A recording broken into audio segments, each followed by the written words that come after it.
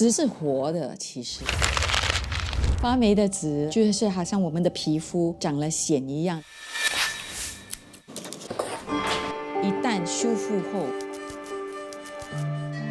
也会恢复的蛮好的。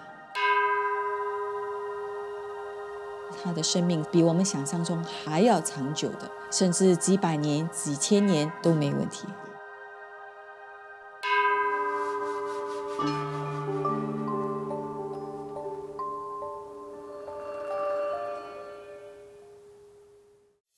我是一名修复师，只要跟纸质有关的文物或者是作品，我都可以修复。修复的时候呢，最重要的就是心要安静下来，心稳了，我们的手就稳了。1996年，我是新加坡第一个到英国念纸张修复学位的学生。我身为一个 art doctor， 如果发现有什么虫蛀啊、发霉、长斑，我就会需要第一时间去抢救它们。我修补过最特别纸质的作品，就是一个日本娃娃。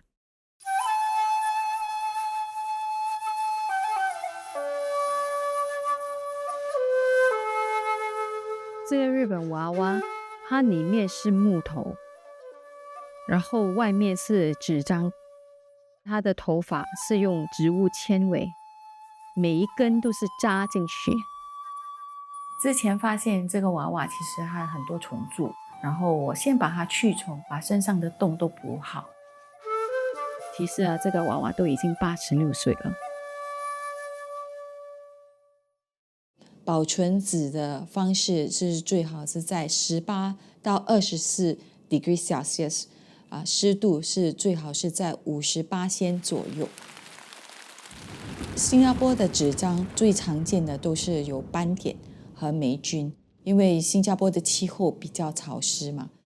发霉的纸啊，就是好像我们的皮肤长了癣一样的，会慢慢的扩散。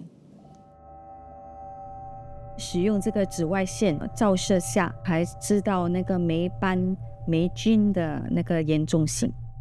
这些一点一点像星星一样的，都是霉菌。虫蛀的纸呢，就像好像我们的蛀牙一样，坏的东西把它清洗掉，那些洞呢，我们就慢慢的填补。这本书是已经有172岁了。这本是一本传教书，而且主要是你看虫蛀的地方都很严重。首先我们要先把它清除干净了，虫蛀的地方都要填补。纸张在一个相对稳定的条件下呢，生命是可以比我们想象中还要长久的。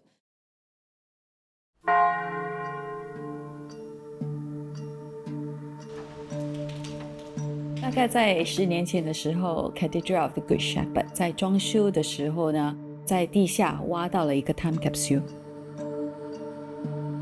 桌子上你所看到的都是 time capsule 里面的那纸张的文物，已经有超过180年的历史了。当初我们发掘到它们的时候呢，都是一坨一坨的，每一坨都是包成着厚厚的泥土。我们都花了整整大概6个月把它清洗，然后修复，拼凑在一起。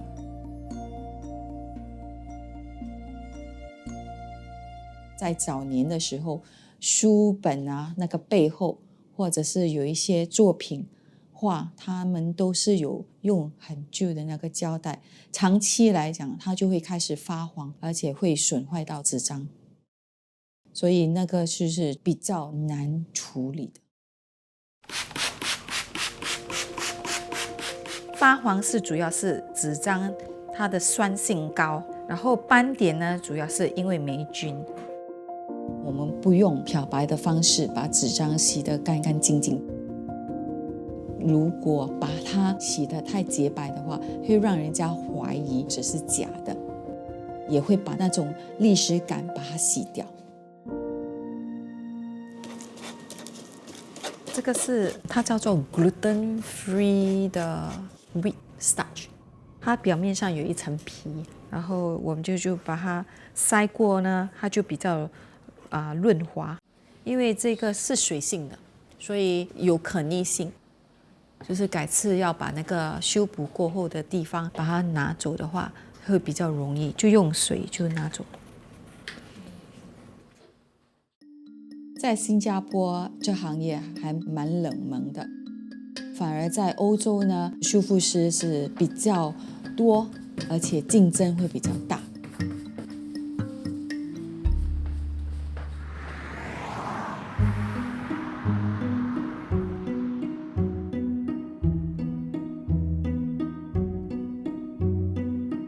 每一次来美术馆的时候呢，就像回到家一样。像这次在比拿利的展览里，我主要负责是开箱检查是否那个美术品有破损、发霉、重铸等等。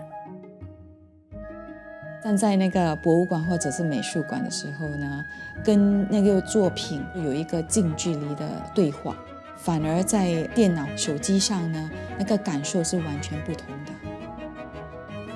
纸张还是很重要的，因为它承载了历史跟文化的重量。